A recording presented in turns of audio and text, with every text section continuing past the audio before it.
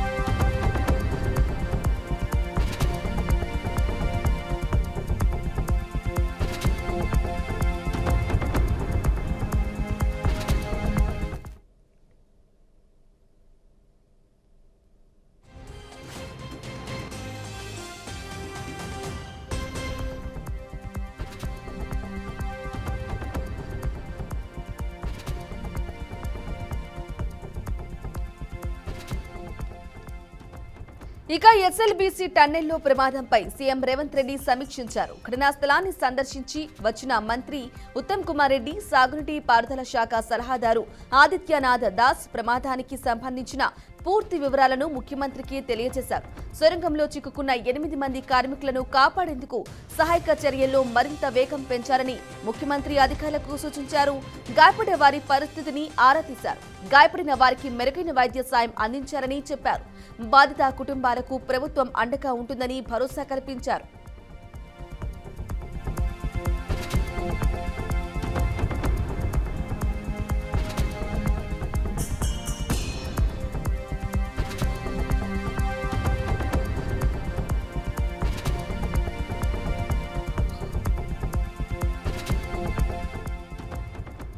అయితే ఇక ఈ ఘటనపై తెలంగాణ సీఎం రేవంత్ రెడ్డికి ప్రధాని మోదీ ఫోన్ చేశారు. ఎస్ఎల్బీసీ టన్నెల్ ప్రమాద ఘటనపై ప్రధాని ఆరా తీశారు. ఘటనకు సంబంధించి పూర్తి వివరాలను రేవంత్ రెడ్డి ప్రధానికి వివరించారు. సొరంగంలో 8 మంది చిక్కుకున్నారని, వారిని కాపాడేందుకు సహాయక చర్యలు చేపట్టినట్లు తెలిపారు. మంత్రులు ఉత్తమ్ కుమార్ రెడ్డి, జూపల్లి కృష్ణారావు సహాయక చర్యలను పర్యవేక్షిస్తున్నారని చెప్పారు. ఘటనా స్థలానికి ఎన్డీఆర్ఎఫ్ బృందాలను పంపిస్తున్నామని, పూర్తి స్థాయిలో సహకరిస్తామని హామీ ఇచ్చారు. ఇక ఇప్పటికే 3 ఎన్డీఆర్ఎఫ్ బృందాలు టన్నెల్ వద్దకు చేరుకున్నాయి. విజయవాడ నుంచి 2, హైదరాబాద్ నుంచి 1 బృందం ఘటనా స్థలానికి చేరుకున్నాయి. సింగరేణి నిపుణుల బృందం కూడా అక్కడికి వెళ్లనుంది. నాగర్ కర్నూలు కలెక్టరేట్ ఎస్పీ ఘటనా స్థలంలోని ఉండి సహాయక చర్యలను పర్యవేక్షిస్తున్నారు.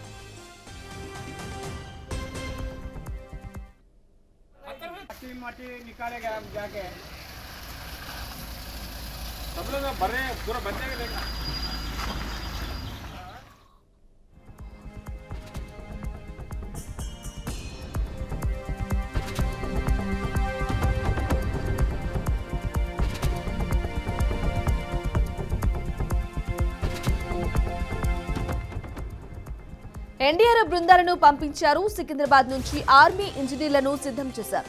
కాంగ్రెస్ అగ్రనేత రాహుల్ గాంధీ ఎక్స్ వేదికగా ఈ ప్రమాదంపై ఆవేదన వ్యక్తం చేశారు.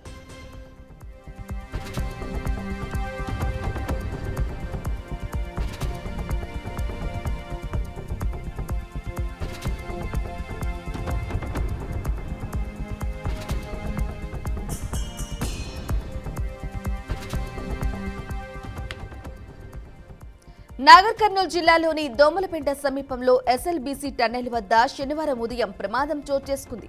ఎడమవైపు సొరంగం 14వ కిలోమీటర్ వద్ద 3 మీటర్ల మేర పైకప్పు పడిపోయింది. ప్రాజెక్టును త్వరగా పూర్తి చేయాలనే లక్ష్యంతో ఇటీవల ప్రభుత్వం పనులను తిరిగి ప్రారంభించింది. ఇందులో భాగంగా 4 రోజుల క్రితం పనులు ప్రారంభమయ్యాయి. ఈ ఉదయం మొదటి షిఫ్ట్లో సుమారు 50 మంది కార్మికులు సొరంగంలోకి వెళ్లారు. ఉదయం 8:30 సమయంలో కార్మికులు పని చేస్తూ ఉండగా అకస్మాత్తుగా పైకప్పు కూలింది. దీంతో కార్మికులు భయాందోళనకు గురయ్యారు. వారిలో 42 మంది బయటికి రాగా 8 మంది కార్మికులు లోపల చిక్కుకున్నారు.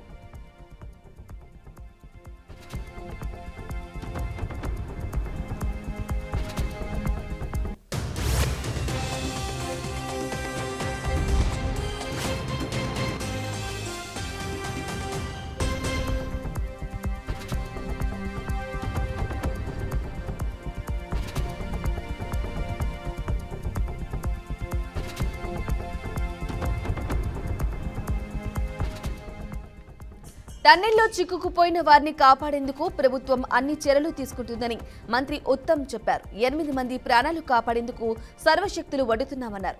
ఉత్తరాఖండ్లో ఇలాంటి ఘటన జరిగితే టన్నెల్లో వారిని రెస్క్యూ చేసిన ఎక్స్పర్ట్స్ తో మాట్లాడామని, రెస్క్యూ బృందాలు ఈ రాత్రికి ఘటనా స్థలానికి చేరుకుంటాయని ఉత్తమ్ కుమార్ రెడ్డి తెలిపారు.